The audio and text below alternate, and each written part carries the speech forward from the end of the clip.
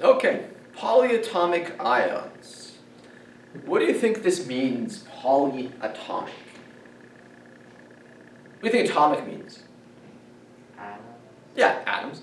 And what does poly mean? Well, some other prefixes would be like mono, di, tri, poly. So what do you think poly means? Five. What's that? Five. Not five. It just means many, pretty much. Oh. In this case, a polyatomic ion, and what is an ion again? It's something that's charged, right? It's a charged particle, and that can either be a charged atom, or it can be a group of atoms covalently bonded together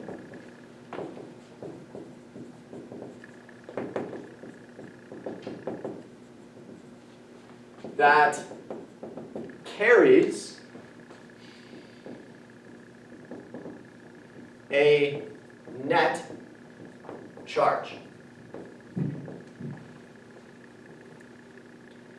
So when I wrote that little tiny blurb when we spoke about ions, saying it could be a charged atom or a charged group of atoms bonded together, this is what I was talking about, a polyatomic ion.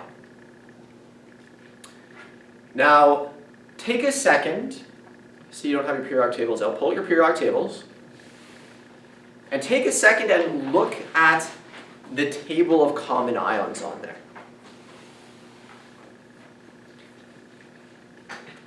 Let's go through a couple examples of polyatomic ions here. So I want you to find for me nitrate. What is the chemical formula for nitrate?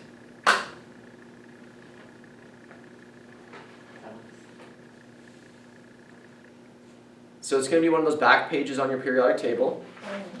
You are the right one there. It's the third page. Yeah. So what's nitrate? What's the chemical formula? NO3. 3, yes, NO3. And what's the charge? It'll show you the charge as well. Negative. Just negative, right?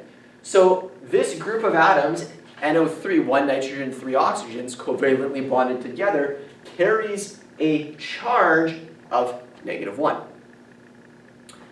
How about this one? Sulfate. Someone find sulfate for me. SO4. Yeah, SO4. And what charge does sulfate have? 2. 2 negative. How about, let's go phosphate. I'm just rifling off some of the ones I commonly use. What about phosphate here? PO4. Yeah, and what's the charge on it? 3 negative. 3 negative. Now, don't stress too much about this component, the phosphorus bonded to 4 oxygens. When we're doing ionic bonding, what's the only thing that really matters? What has to balance? What always has to balance? The charges. The charges. Excellent, the charges. So really, when you're looking at your polyatomic ions, and we're doing ionic bonding with them, you really got to focus on that charge. And you're going to see today that we're going to solve their chemical formulas the same way you would with binary ionic. The key thing is you have to look at that table of ions to figure out the charge. Let's put down one more here because this one throws students for a loop. Let's do ammonium. It's pretty much the only polyatomic cation that we are going to explore this year. What is the formula for ammonium?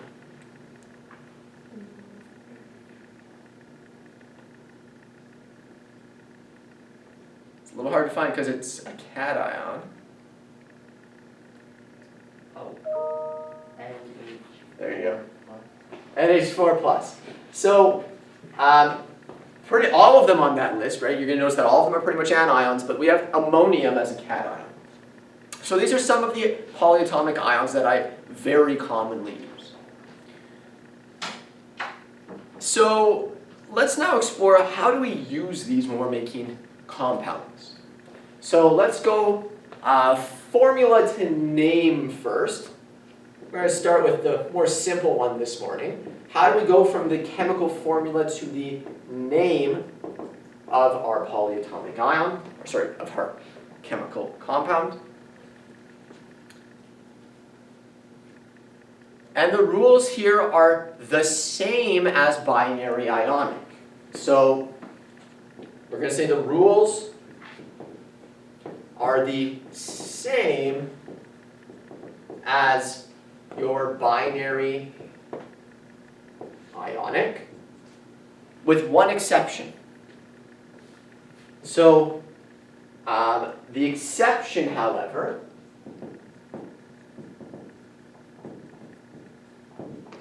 you will never change the name of your polyatomic ion. So that is the only exception when you are naming these. So the rules are exactly the same as binary ionic, with the only exception being that you never change the name of your polyatomic ion.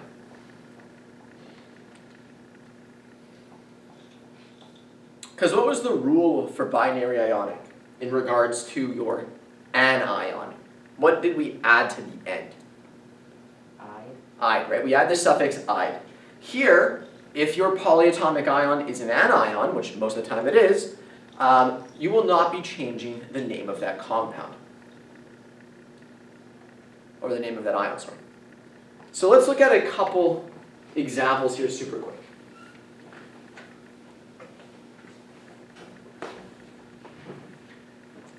Let's say, for example, you had something like this, Mg, let's do this, NgNO3, 2.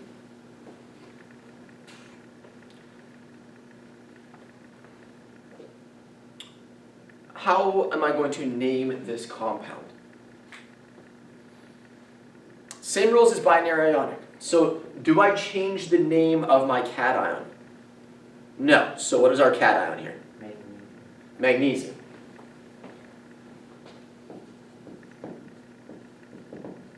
What is my anion?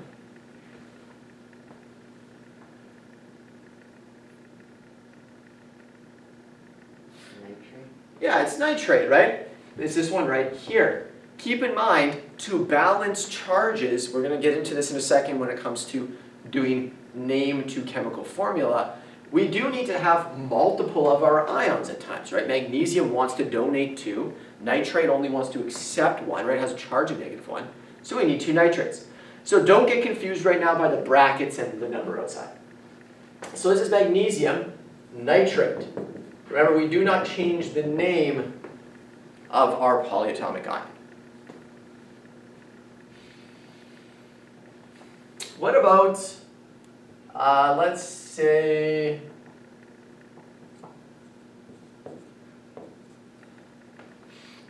what is this compound called? What is this compound called right here? Calcium. Calcium.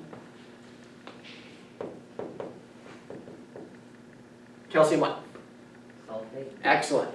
Right, we have the sulfate polyatomic ion here, so it's calcium sulfate. Let's just do one more. Let's say we had that. What is that one called? Zero?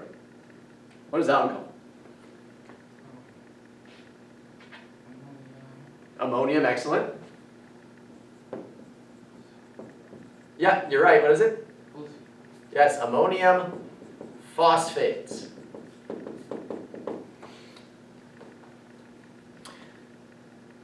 So you get the idea. The thing that students struggle with, like the naming part's not hard, but I can't tell you how many times I'll have students tell me, this is calcium sulfur oxide, or this is magnesium nitrogen oxide. Why do you think they make that mistake? What are they not realizing?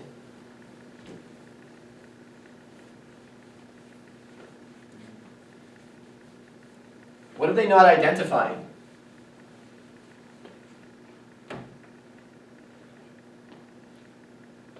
This happens when I start to mix all of your ions together, all your different types of ionic compounds we studied. They're not realizing they have a polyatomic ion. Now, in grade 10, it's kind of easy to recognize this because every other ionic compound I give you will be binary, which means that if you have what, you know it's polyatomic. If you have more than what? More than one? Well, Oh, every- many. More than 2 atoms or different types of elements in your compound, and it's ionic, you know you have a polyatomic ion in there. So that will be true for the remainder of chemistry. So to identify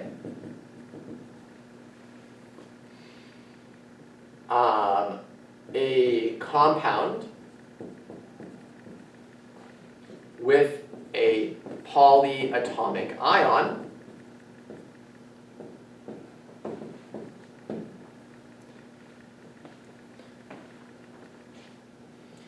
look for compounds with, we'll say, greater than 2 elements, right? Every other compound I give you in this course will be binary, okay? If you have more than 2 elements in your compound, you know it contains a polyatomic ion.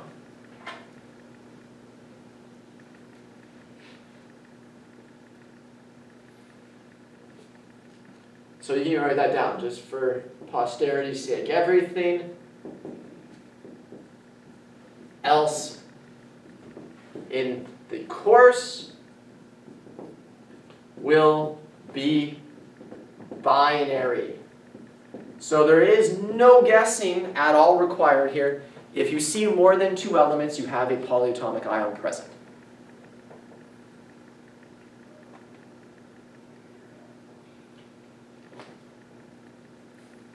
Okay, so now let's go with the second thing. How do we go from a name to a chemical formula of polyatomic ions?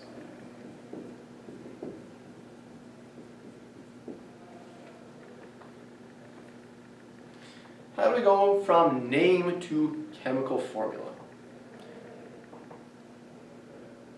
So again here, the rules are going to be the same, but I'm going to make one amendment to those rules. So you're going to use the same rules as binary ionic, or the same steps, you could say. However, how are you going to figure out the charge on your anion? Well, not all of them are anions. How are you going to figure out the charge on your polyatomic ion? Where are you going to look? At your table of ions, right? So, same rules as binary ionic, except instead of thinking about valence electrons and how many electrons you're going to gain or lose, now instead you're going to look directly at that chart of ions to figure out the charge on your polyatomic ion. So that is kind of the one exception. So, your exception, you'll have to look at the chart of ions in order to find the charge of your polyatomic ion.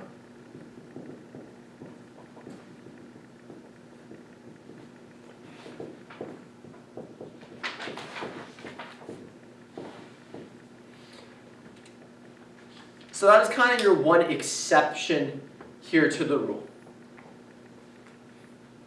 you're still going to be asking those two fundamental questions, those two essential questions. So let's do this with a couple examples.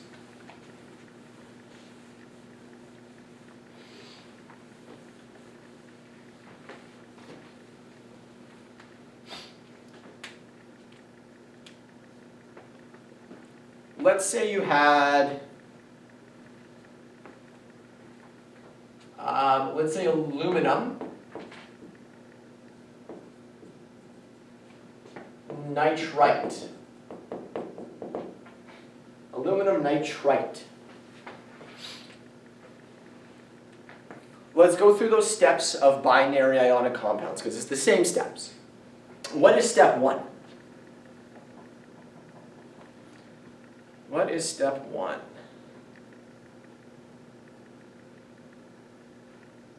Oh, how many? You're skipping a step there. First we need to know the charges on our ions, right? What charge does aluminum have when it makes an ionic bond?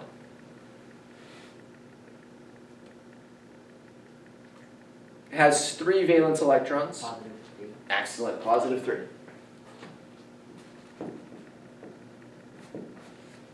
Now if you look on your table of ions, what is the chemical formula for nitrite and what charge does it have? NO3. It's not NO3. I changed the suffix here. Oh, It's not nitrate anymore. What is it? Sorry? NO2. NO2. And what's the charge? Negative. Negative. So be careful. You'll notice that several of those polyatomic ions have very, very similar sounding names. They differ in just their oxygens, right? You have sulfite, sulfate, nitrite, nitrate, phosphite, phosphate. Okay, so now you can ask those two questions. What's the first one? how many does aluminum lose? Yes. So we're going to figure out the total number of electrons lost and gained, right? The total charge. And how do we do that? By losing 3 from You're doing it right. Oh. It's just we have to ask that question, right? What is the total charge? So we do that by asking what's the lowest common multiple between our charges. So that's going to be what? 6. It's not 6. What's the LCM between 1 and 3? Oh, yeah, 3. 3. There we go. Everyone's asleep this morning. That's okay. It's 3. Now we ask that question. How many of each do we have? So as a result, our total number of electrons that need to be donated is 3. So how many aluminums do we need? 1. We just need 1, right? If our aluminum here has a 3+ charge, and in total we need a 3+ charge, we just need 1 aluminum. How about our nitrates? How many of our nitrates do we need? 3. We need 3. Does everyone agree? Yes? Okay. Right, because each one has a charge of -1. We need a charge of -3, therefore we need 3 of them. Now, here's a little kind of nomenclature rule. When we have more than one polyatomic ion, we need to put it in brackets and write a subscript outside. So I'm going to actually make a note on that. So if more than one polyatomic ion, it must be put in brackets with a subscript denoting how many. With a subscript denoting how many. Now,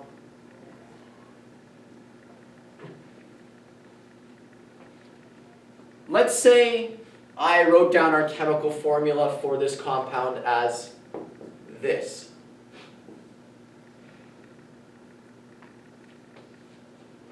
Why is that wrong? What is that saying right now? Aluminum nitrate 23. Currently that's saying that we have how many aluminums? 1. How many nitrogens? 1. One. How many oxygens? 20. 23, right? That's insane. That makes no sense at all. So be careful of that trap. Students will often fall into it. When you have more than one polyatomic ion, right, our ion is NO2, you must place that ion in brackets and then list how many of that ion you have with a subscript outside of those brackets. Otherwise, you're going to tell me something insane like you have 23 oxygens, right? So be careful of that trap. All right, let's do another example.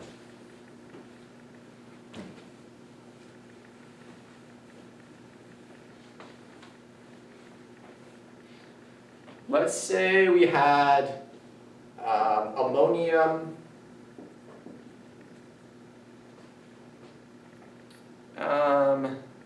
ammonium sulfite. Nah. Yeah, let's do that. Ammonium sulfite.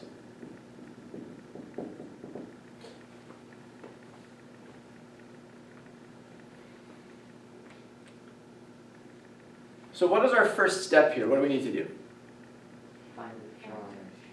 We've got to find the charges, right? That's always our first step. And here, we're going to have to find the charges on our table of ions for both of them or just one of them?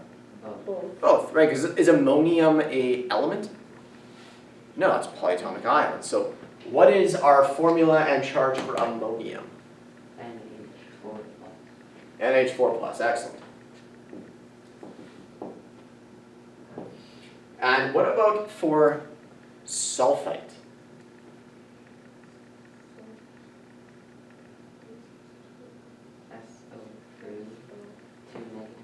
SO3, 2 negative. So now we're going to ask those two questions again. Now we're just going back to the realm of binary ionic compounds, right? Those same two questions for all ionic compounds. What is our lowest common multiple? What is the total charge? 2. That's right, it's going to be 2 positive, 2 negative. Which means how many of each ion do I need? How many ammoniums do I need? 2. Excellent, I'm going to need 2. And then how many sulfites do I need? 1. We just need 1.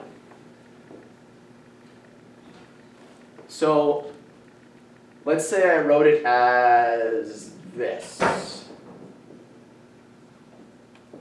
Is that right? No. Why not? Because you need brackets. Exactly, we don't have the brackets, right? So again, this is the most common mistake I see with polyatomic ions. Students will tell me something crazy like they have 42 hydrogens. It's extremely important you remember that.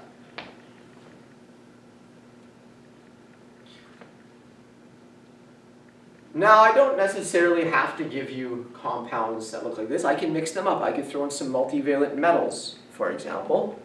Yeah, let's just do one more example. Let's see how you fare with multivalent metals here. Let's say you had,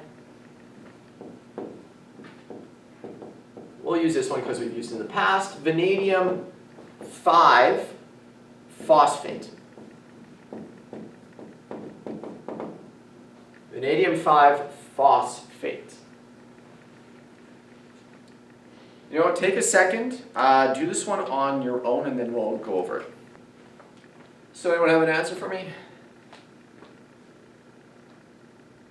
What do you think it is? No one feels confident? That's okay. What are the charges on our ions here? V5+. Right, V5 plus. The thing I like about those multivalent metals is it tells you the charge. And then what is the charge on phosphate here? PO4 3 negative. PO4 3 negative. Now we're going to ask those exact two same questions. So what is the total charge? What is the total number of electrons that were donated and received? Here it more so means what's the total charge. What's the lowest common multiple between 5 and 3? 15. It's 15.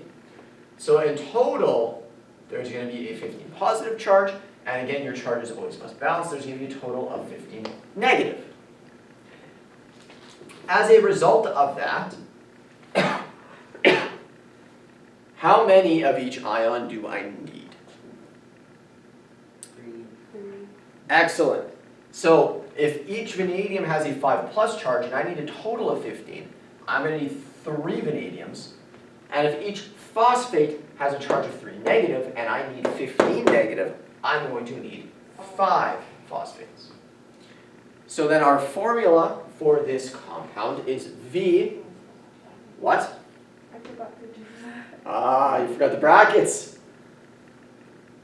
So V, and you must put brackets, 3PO4, 5.